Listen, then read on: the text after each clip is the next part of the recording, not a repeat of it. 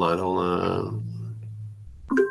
What's going on, everybody? Welcome to another episode of Off the Couch Boxing. I am your host, Rex Ruger, along with the Nicaraguan Nightmare, the Alexis Arguello puppet, who will probably be his usual self tonight, saying very little.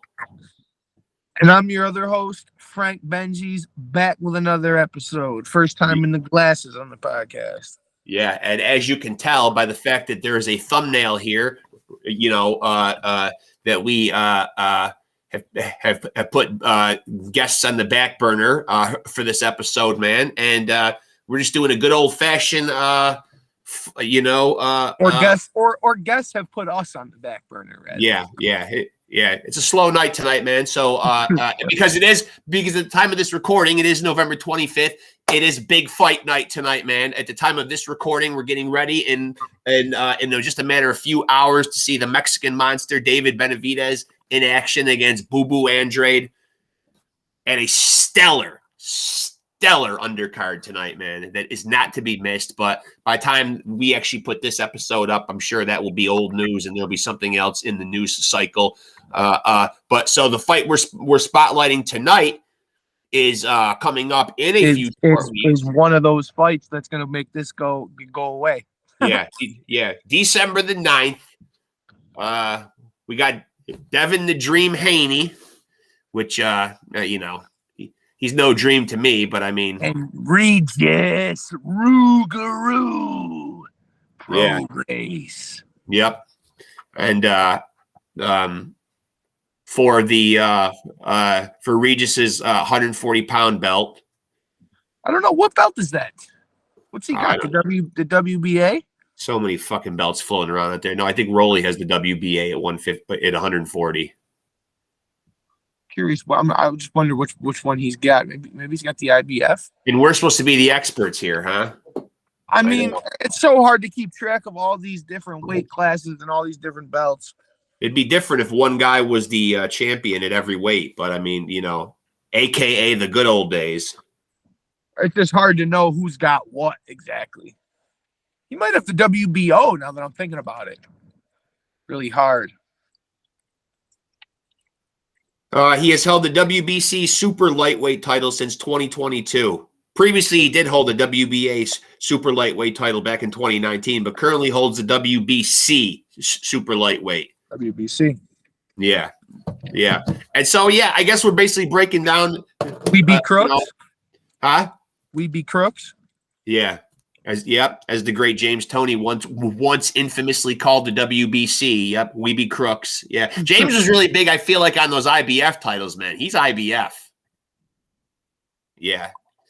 And I'm glad you brought him up, because before we fucking dive into breaking down this fight, man, I shout out to the great James Lights Out Toney, who we just got done FaceTiming at the time of recording this, who is going to be a guest. We just chopped it up with him for a couple of minutes, and he fell through today in lieu of just technological difficulties. Yeah. We're gonna get him. Yeah. We're going to get him, man, and that's the important thing, man. Yep. And but so let's dive into this fight here, man, because we got a shit ton of good fights to go and watch after we wrap this episode up. It's 8:15 on a Saturday night, fight night. Benavidez, Andrade, Charlo, Benavidez Jr., my boy Subriel Matias against another one of my boys, Shohajan Ergashev, which is going to be Milnicki already fought. Vito Milnicki might have already fought. I'm not really sure. I will look here, man, and confirm that. Try to keep people up to confirm that on here right now. Milnicki for the knockout. 1 hour ago, Vito Milnicki drops Alexis Salazar 3 times, knocks him out in the first round. Yes, sir. Yeah. Vito. Good job, Vito. Yeah. New Jersey's own, man. East Coast all the way, baby. Philadelphia. East Coast. New Jersey and New York are the same fucking thing. Philadelphia, Connecticut. I mean, dude, this is where we get busy over here, man, on the left coast, on the right coast. Really, to me, all those places that you just named are all so similar to New York, just the people and all that. They're like the way they are, how they carry themselves. Yeah. So speaking of carrying themselves, man, Devin Haney carries himself like he's the second coming of Christ in this whole fucking boxing world or whatever, man. Meanwhile, he probably has the second most sleep-inducing style after Shakur Stevenson that I've ever seen, man. So, I mean, if Regis doesn't press this fight, man, and go after him, man, you might want to grab your pillow and blankie and your pacifier and get ready to curl up for a long night. But I think PROGRAIS needs to press the action on this fight, man. And I think even he knows he needs to press the action, because if he doesn't get his hands off, man, he's going to get picked apart. Well, absolutely, man. We just saw it go down this past Thursday with the Shakur fight. A guy getting in there who's not willing to let his hands go with another guy who's not going to let his hands go. That just doesn't bode well for either guy, really. But the guy, and if it played out that way, you would have to think, though, in my opinion, the incumbent would hold his belt.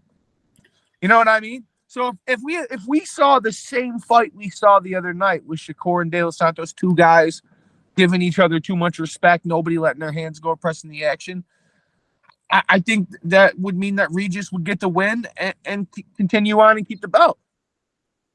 Well, I think Regis will certainly let his hands go, man, because he is considered more of the puncher in this fight, where Haney's more the boxer. You know, not that PROGRAIS doesn't have skills or whatever, man, but he's known for knocking guys out. I mean, certainly more than Haney is. All Haney's known for doing is shooting his mouth off a lot and throwing a lot of fluff punches, it seems like, and I don't know, baffling people with bullshit. And well, apparently he's an elite body puncher. Yeah. It can't be that elite, though, because as we've talked about before on here, it didn't slow down Lomachenko in their last fight, and that was apparently the only thing that anybody saw that he did was body work. Body work that wasn't effective. And that's the double-edged sword in that conversation to me, because if you're telling me a guy did all this dominant body work, okay, but that would mean that if he was doing that, then that means in the championship rounds he should be slowed, his ability should regress, he shouldn't be so light on his feet, and there's no argument here. Everybody who watches boxing knows this. Loma won rounds 10, 11, and 12. And even if you didn't give him 10, he definitely won 11 and 12. I'm going to say right now that when you talk about body punching, man, the Alexis Arguello puppet's mouth right now is agape. As a fantastic Nicaraguan nightmare himself back here, and a committed, notorious body puncher, man, he can't even believe that you just fucking said the words, Haney did great body punching. I know. I'm not mad at him for being upset about that, because that's a very poor take by whatever fans are convinced of his phenomenal body work in the Lomachenko fight. I didn't personally see it. And I'm not going to sit here and act like I was like watching for Haney's body punching, but like you said, to your point, great body punching slows it. It breaks the guy down. It didn't do that. Yeah. So we'll see what his body punching. Maybe the punches were happening, but they weren't clean and effective, because they weren't, stirring the pot and creating a problem for Lomachenko. He was still himself. I guess we'll see how effective his quote unquote amazing body punching is against PROGRAIS, who is considerably a much younger, probably at this stage of his career, more durable than Lomachenko, man. So now he's got a young lion in front of him, man. Not super young. I mean, he's even Regis is in his early 30s, man, but he certainly doesn't have the years on him that Lomachenko does, man. So now he's got a young lion in his prime in front of him, still older than Haney, man, but a guy who's been in some, certainly got some world title experience, been in big fights, been here before. Loma, a lot of Loma's wear and tear comes from the amateurs, just fucking 410 fights or whatever he had in the amateurs, whatever the hell it was. Yeah. Regis really just needs to be Regis. He needs to go in there, man, and really not show Haney any kind of respect, because I know Haney's really trying to build up this, and Shakur to an extent is too. They all want to be the next coming of Floyd. You know what I mean? They all want to be that guy to take the mantle. He's got to give Regis has got to go out there and fight like Jeff Horn fought Pacquiao. No respect. He's got to make this. I don't want to say he necessarily needs to make it an ugly, dirty fight, man, but he certainly wants to turn it into somewhat of a brawl and make Haney uncomfortable.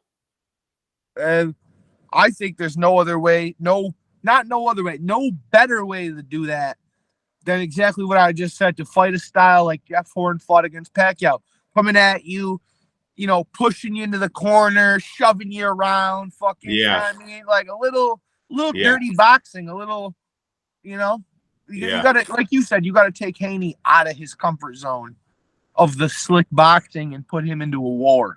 Right, because it's not your job to make it an easy night for him, man. Like, you got to make him make the adjustments and find out if he can make them on the fly, like so many of the greats before him have. Like Floyd was a great adjuster. Terrence Crawford is a great guy, probably the best in boxing right now at making adjustments. Manny Pacquiao, all the greats, man, they got the reputation they did because they were able to adapt. The game the game plan is ever changing. You might go out with plan A and you got to abort it and go to plan B, maybe plan C, maybe plan D if you worked one up, man.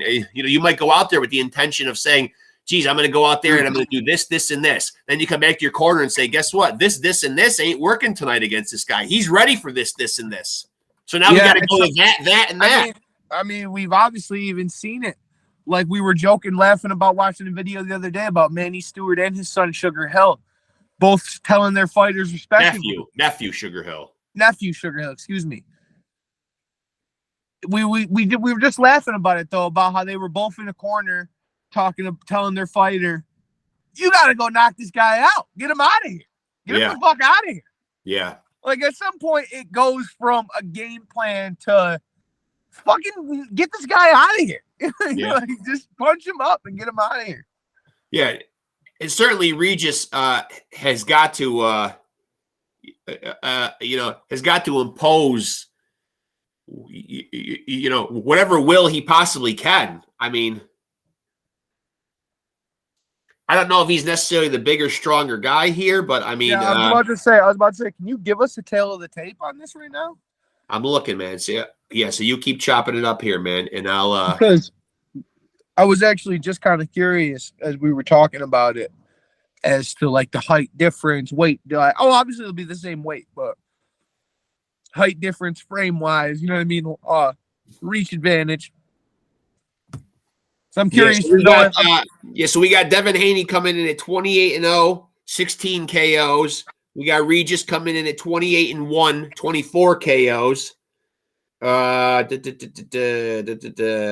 Regis is his only loss is to Josh Taylor, though, right? They got Regis listed at 5'8", Haney listed at 5'9".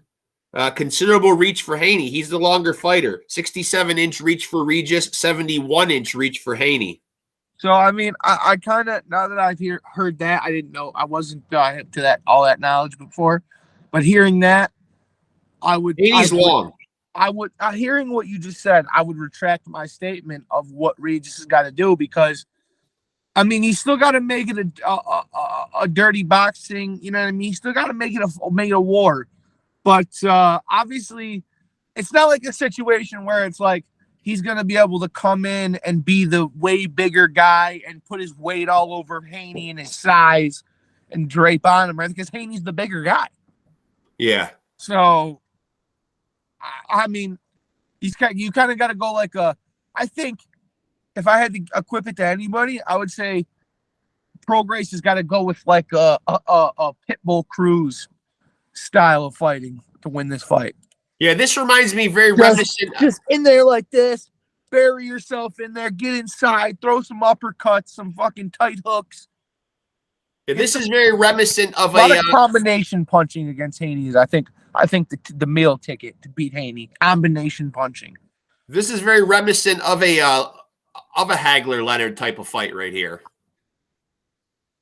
Of course, with Haney being Sugar Ray in this particular instance. Well, and most of the time, not to take anything away from Regis or give any credit to Haney where none's due, but normally the slicker guy usually wins this kind of match. It does seem to be that way. Yeah. You know, usually the guy that's got better footwork and head movement and skill is usually going to win a fight like this. But the one thing that Regis is not short on, though, is confidence. And he is brash. And I do feel like he looks at it like he's the older, more established guy who's been here before, man. And, you know, Haney's coming for his title and coming up to his weight. You know what I mean? Like, there's a lot of things that, you know, that Regis should feel indignant about and offended about. Like, how dare you try to come for my WBC belt after just being a 135-pounder? You're not just walking in here and waltzing out with my belt. So Regis needs to keep that chip. And he does have a pretty good chip. And, I mean, yeah, I think he's got a,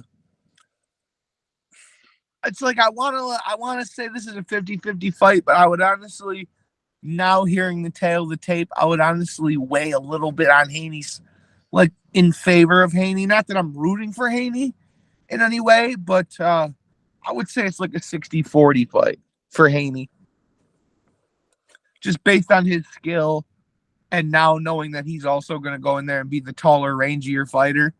Yeah. And he's already slicker and better. Probably end up winning that fight. A UD. I would say a UD is probably what it'll be. But although a little fun fact about Regis, though, certainly creative in his nickname, though. The Rougarou is a legendary creature in French communities linked to traditional concepts of the werewolf. So he's definitely got himself labeled a savage monster. I like that. Nothing wrong with that. Yeah, good nickname. Good quality nickname, yeah, which, of course, you can go to the Off the Couch Boxing Facebook page and see our recent three-punch combo, the installment where we did top boxing nicknames. Yep. Is yours up already? It is, right? Yeah, mine is up. Yeah. I, of course, had, you know, we talked about the great James Lights Out Tony. He was my number one, you know, lights out. Yep. Sums it right up, man. You're in the business of putting someone's lights out. Just like I said in my three-punch combo. And then you step into the ring, man, and you find out the guy you're fighting is called Lights Out. Fuck. And Devin the Dream Haney, that's soft. Yeah, it's not that good. That's soft to me. That's not as good. It's not as good as a Rougarou. The Dream, I think of like a nice little pillowy dream cloud. I know, it's like you've got the Dream, and then you've got this this fucking French creature that's literally named after a werewolf. I mean, you know, you've got a nightmare, a dream, and a nightmare. I just hope Regis doesn't have a nightmare of a night. He definitely could.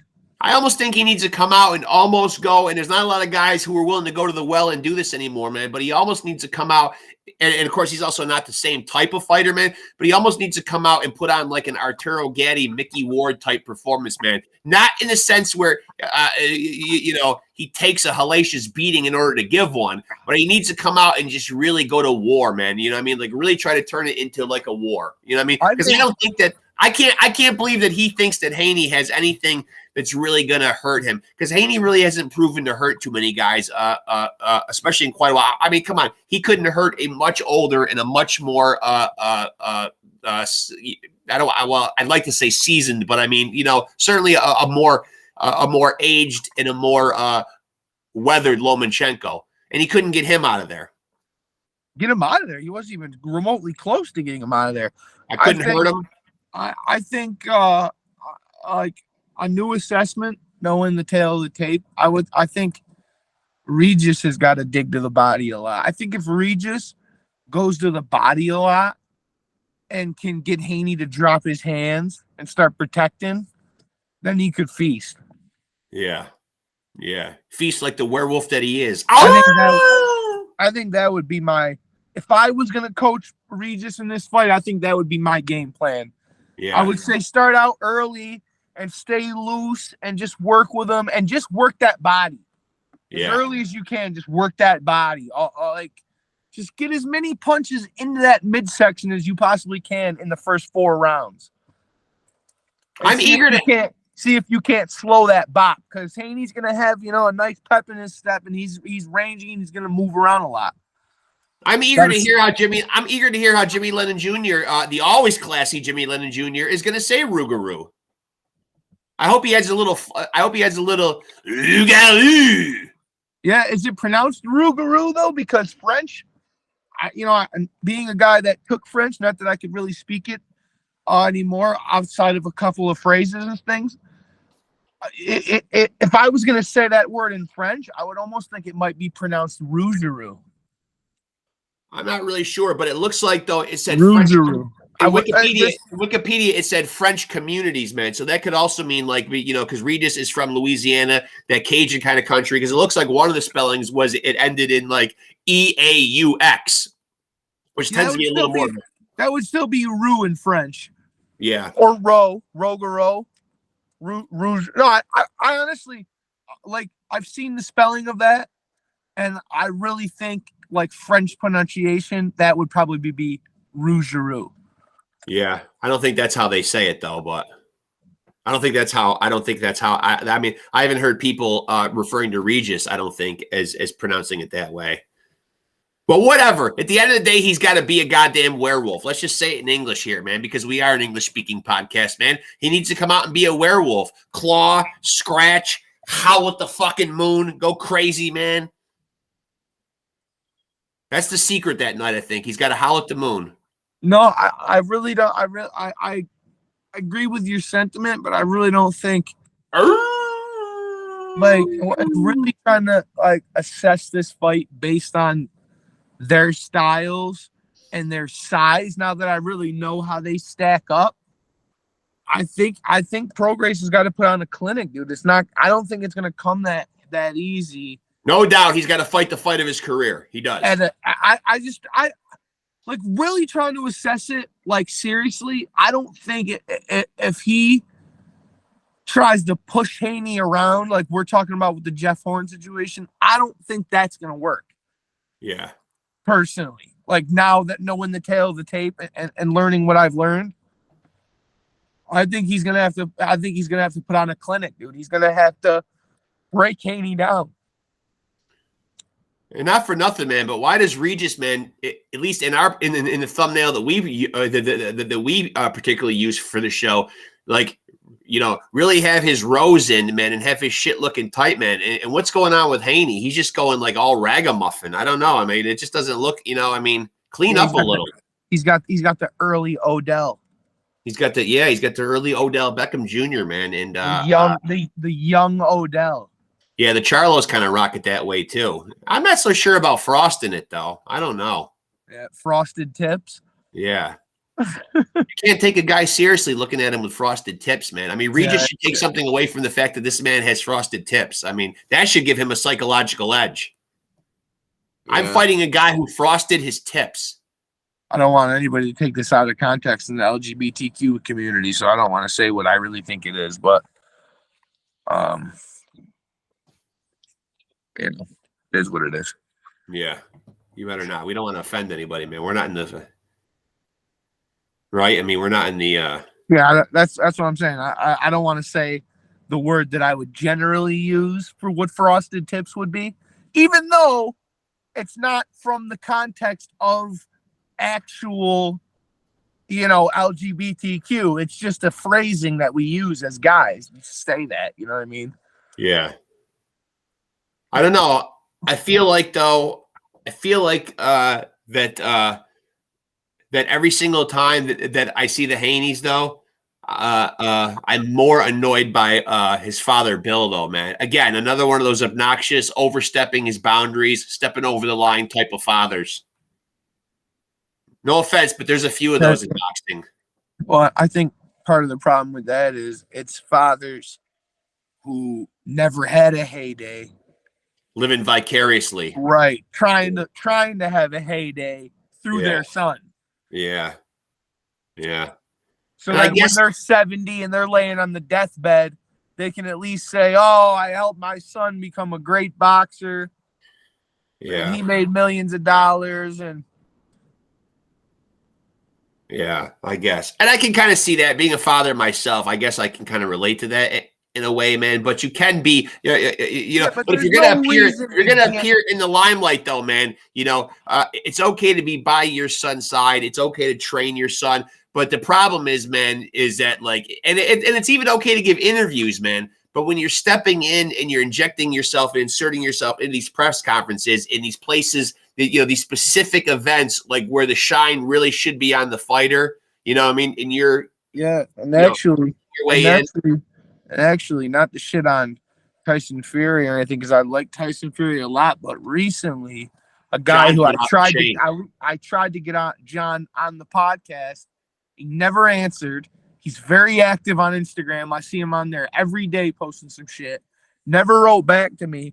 And honestly, in lieu of recent events, I wouldn't even want him anymore. No. I wouldn't He's even want embarrassing him. himself. He's embarrassing himself a little bit. Yeah. Let your fucking boys have their time and their shine, dude. Your shit is over with. Yeah. And please, you're not fighting Mike Tyson. Please, for the love of God, please, as a guy who's from New York, man, please, Mike's a different kind of animal. Stop calling him out, sir. With all due respect, man, you have never had the capabilities to beat a Mike Tyson ever. Not in your yesteryear or not in your present time. Stop already. Mike Tyson's a different kind of animal, dude. He's a savage. And that's not just for John Fury, dude. That goes for all the boxing dads who got their mouth and their foot in their mouth 90% of the time. Yeah, stop it already. We're about to watch David and his brother Jose tonight. Their dad's fucking annoying. Occasionally, he can be. I don't want to say too much bad, man, because I really like the Benavidez family. I do. Yeah, but he still can be a little abrasive at times. He has overstepped his boundaries on a couple occasions, and probably, and maybe he would even look back. I would like to think, as a father, man, and say, yeah, I was a bit overbearing in that situation. I look at it from a standpoint of just let your son have his time. You know what I mean? Yeah. It doesn't got to be all about you. Yeah. Right. Doesn't have to be all about you. Not like I'm not trying to disparage Bill Haney or Jose Benavidez Sr. or any of them. Just like let your son have his time, his shine, his moment. Yeah. And be in it. And be there with him. Be there with him all you want. Rub his back. Fucking prep him, get him ready, get him all jazzed up. But I guess it's probably shit in the press conference. Just shut it. I guess it's probably prediction time. And I guess as much as I don't want these words to spill out of my mouth, I'll probably take Haney boxing his way to some kind of fucking decision. I could definitely see it being a split decision. I don't know that it will be, though, man. I probably see more of a boring UD if Haney can fight his kind of fight. At best, even if Regis can even have his moments, he probably still comes up short on an SD. I mean, well, being that you went first and said that, not really much you could disagree with. I mean, I'm pretty sure that's probably how this fight's gonna go. The only thing I could see is just like you said, maybe Regis has a few pockets, and one of those pockets he's able to sit Haney down. I don't know. To me, that's the only game changer of this fight. I don't see anybody getting finished or knocked out.